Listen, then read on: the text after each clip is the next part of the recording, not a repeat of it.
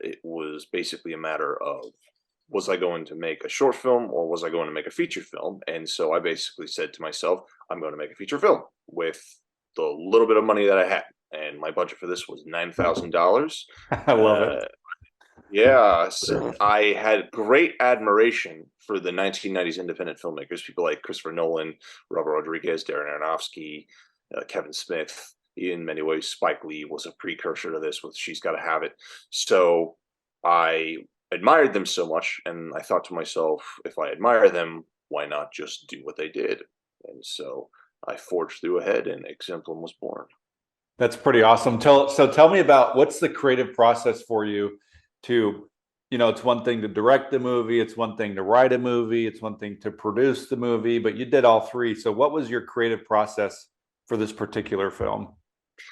Yes, so that's always a very good question. This really comes in to the when you have so little money that you're working with and so few resources, your entire you basically you have no artistic freedom at all. You have to construct your entire story around what you know you can get for free or relatively cheap. So I knew that I could get a Catholic church for free.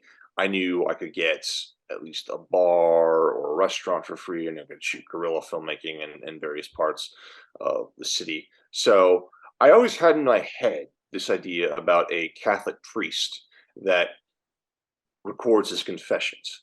I didn't know where that would take me or what kind of story that would be, but that was in the back of my head. So when I started writing the script and pairing it with what I knew I could get for free, that's how the story really came about. Uh, I started creating the idea of him recording the confessions, formulating psychological profiles about people.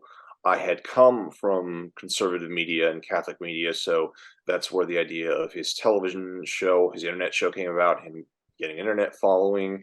I had previously written a script about hacking and the surveillance state and the moral dilemmas of that. So that's why I knew I wanted to have it be a film noir, blackmail kind of story. And I think the idea of taking people's sins and recording them and keeping them yourself, I think was just right for a story about blackmail and the the evil of holding people to account for things that you're supposed to be getting rid of. Uh, and that's how Exemplum was born. It's really not really a matter of artistic freedom. It's really just a matter of what I know I can get for free. Now, the good thing I think is about, because I've spent a lot of time writing scripts with a mindset of artistic freedom, big budget scripts. It allowed me to, when I came to write this story, this small story, to think big with the emotions. So, I knew how to create a sense of urgency to the film and get creative with how I utilize the locations and the editing and play up the emotions of the characters and allow that to speak rather than allowing the budget to overtake things.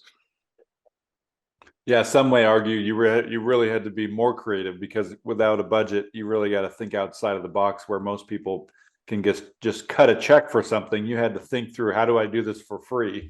Completely, completely, absolutely, absolutely. There are whole story decisions in this film. It's pretty much decided upon by what I can get for free. I mean, I want to be clear. I mean, there are locations I didn't even know I was going to get until like 2 days before. I would finish up a weekend filming this thing, and I had no idea what we were going to be at next week. If we were going to get what we needed, no clue. There were like three places that would fall through, and then something would come through at the last minute. So it's a wild experience.